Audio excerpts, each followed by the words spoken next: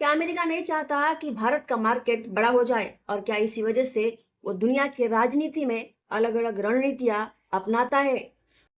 हाल ही में अमेरिका के एक अधिकारी ने कहा कि अमेरिका भारत के साथ वो गलती दोबारा नहीं करेगा जो उसने चाइना के साथ की थी।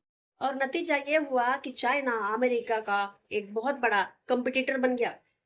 और इसी रीजन की वजह से अमेरिका पर सवाल उठाए जा रहे हैं कि क्या अमेरिका भारत की तरक्की से डर गया।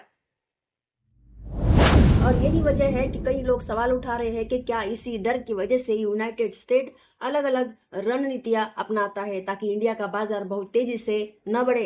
इसी बीच एक और सवाल खड़ा हो रहा है कि क्यों अमेरिका ने आयरिश देना यानी ईरान के उस जहाज पर अटैक किया। क्या ये कोशिश हो सकती है कि इंडिया और ईरान के रिश्तों में दरार डाली जाए। तो फ्रेंड्स वीडियो को लास्ट तक देखिए क्योंकि यही सब डिटेल्स हम इस वीडियो में डिकोड करने वाले हैं। तो बढ़ते हैं वीडियो की तरफ। नमस्कार फ्रेंड्स। भारत के विशाखापट्टनम में फरवरी 2026 में एक बड़ा नौसैनिक अभ्यास हुआ, मिलन 2026 नवल एक्सरसाइज, जिसमें दुनिया के 70 से ज्यादा देशों की नौसेना ने हिस्सा लिया था। और इसी एक्सरसाइज में ईरान का एक आधुनिक युद्धपोत आइरिस देना भी भारत का मेहमान बनकर आया था। एक्सरसाइज खत्म होने के बाद ये जहाज अपने देश ईरान वापस लौट रहा था। तभी 4 मार्च 2026 को एक श्रीलंका के गाले तट से लगभग 40 नॉटिकल दूर अचानक सब कुछ बदल गया। अमेरिका का दावा है कि उसकी एक परमाणु संचालित पनडुब्बी ने इस जहाज पर अटैक किया।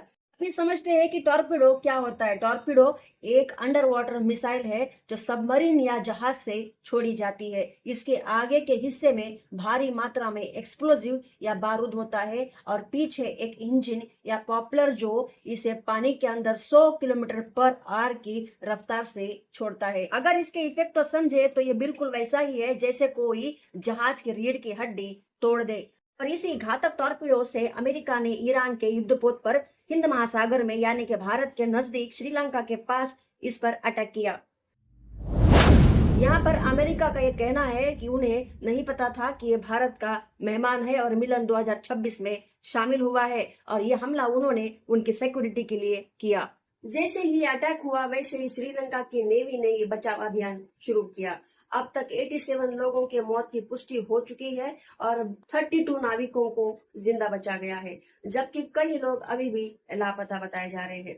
ईरान ने इस हमले को बिना चेतावनी का हमला बताया और कहा कि इसका कड़ा जवाब दिया जाएगा।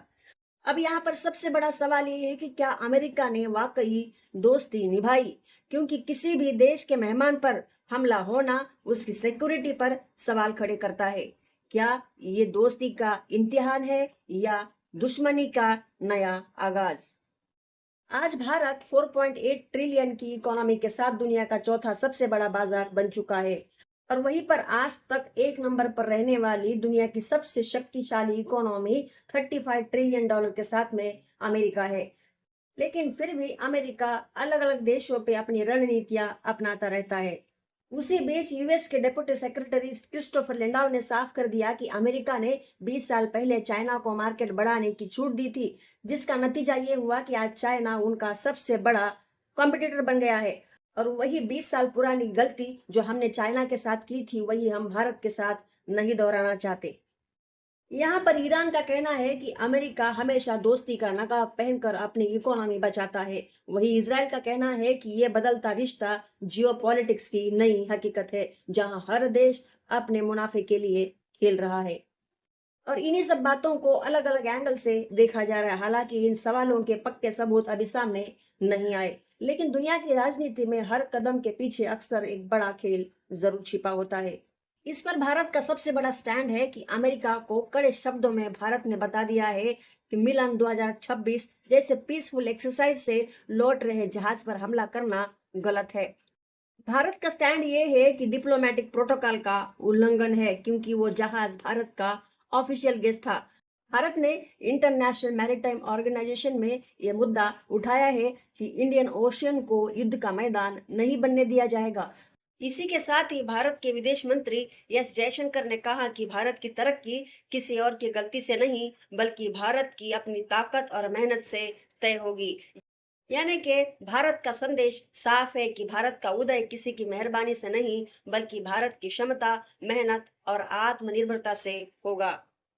इसके पहले भी भारत के ऊपर अमेरिका ने कई तरह के टैरिफ लगाए और कई देशों पर कड़े एक्शंस लिए, यहाँ तक कि कई देशों पर अलग अलग सैंक्शंस लगाए।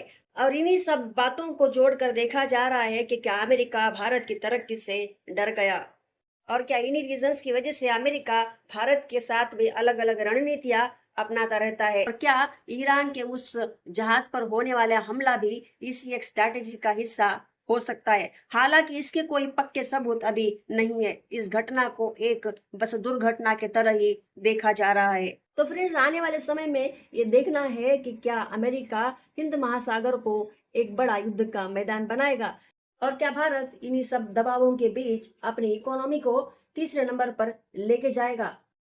आपकी राय कमेंट सेक्शन में जरूर रखिए, चैनल को सब्सक्राइब करिए और वीडियो को लाइक करिए। मिलते हैं अगले वीडियो में, तब तक के लिए wish you all the best. जय हिंद, जय भारत।